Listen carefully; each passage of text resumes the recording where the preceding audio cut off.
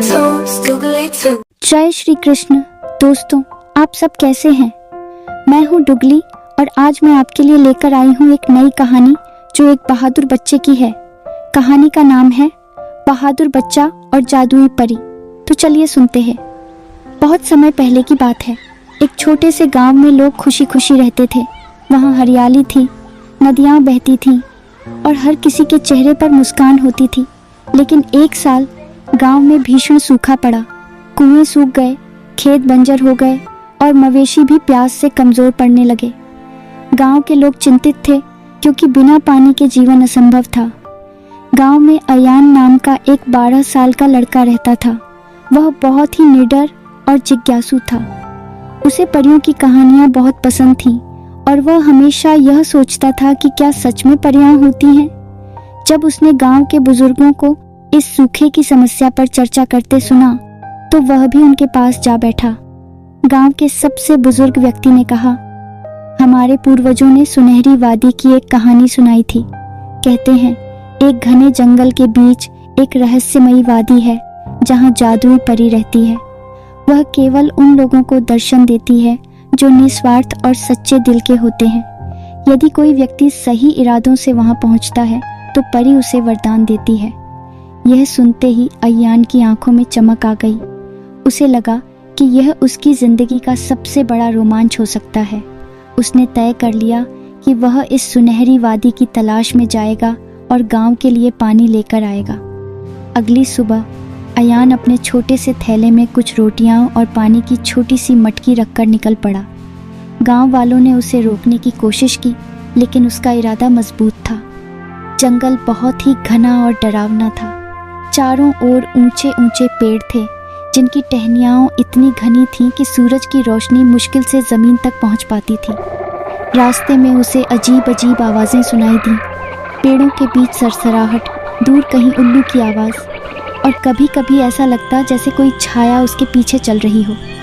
लेकिन अयान निडर होकर आगे बढ़ता रहा। चलते चलते उसे एक प्राचीन बूढ़ा पेड़ दिखा जिसकी जड़ें और शाखाएं किसी द्वार की तरह झुकी हुई थीं।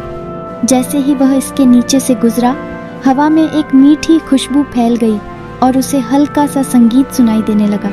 जैसे ही अयान ने आगे कदम बढ़ाया, अचानक जंगल का दृश्य बदल गया। उसके सामने एक स्वर्णिम वादी थी जहां हर चीज़ सुनहरी चमक से भरी थी। घास हल्की सोने जैसी चमक रही थी। झरने से गिरती बूंदें मोतियों की तरह झिलमिला रही थीं और हवा में नन्ही नन्ही रोशनी की कणियाँ उड़ रही थीं।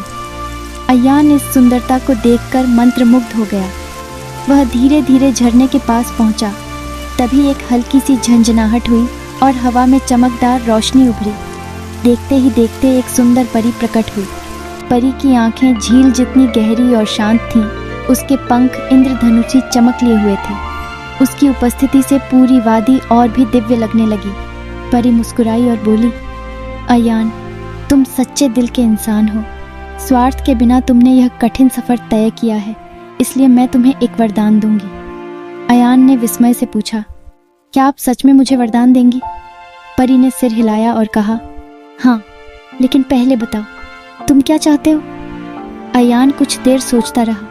वह धन दौलत मांग सकता था या शक्तिशाली बनने की इच्छा कर सकता था, लेकिन फिर उसे अपने गांव के प्यासे लोग याद आए। उसने कहा, मैं चाहता हूं कि मेरे गांव में कभी पानी की कमी ना हो, ताकि कोई भी प्यासा न रहे। परी यह सुनकर बहुत खुश हुई।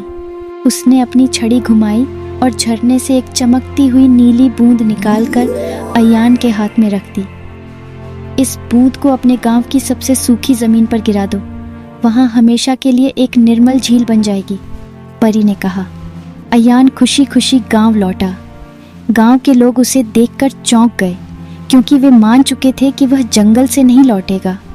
अयान ने परी द्वारा दी गई जादुई बूंद को गांव की सबसे सूखी जमीन पर गिरा दिया। कुछ ही पलों में जमीन हिलने लगी और वहां से एक साफ और निर्मल झील निकल आई। झील का पानी इतना मीठा और शुद्ध था कि उसकी चमक दूर दूर तक फैल गई। गांव वाले खुशी से झूम उठे और उन्होंने अयान की प्रशंसा की।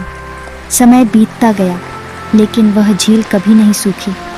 लोग आज भी उसे जादुई झील कहते हैं और सुनहरी वादी की कहानी सुनाते हैं। अयान का नाम पूरे गांव में सम्मान से लिया जाने लगा।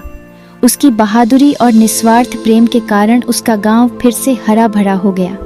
कहते हैं कि जो कोई भी सच्चे दिल से सुनहरी वादी जाता है, परी उसे आशीर्वाद जरूर देती है। और इस तरह एक निडर बच्चे की जिज्ञासा और भलाई की भावना ने पूरे गांव की किस्मत बदल दी।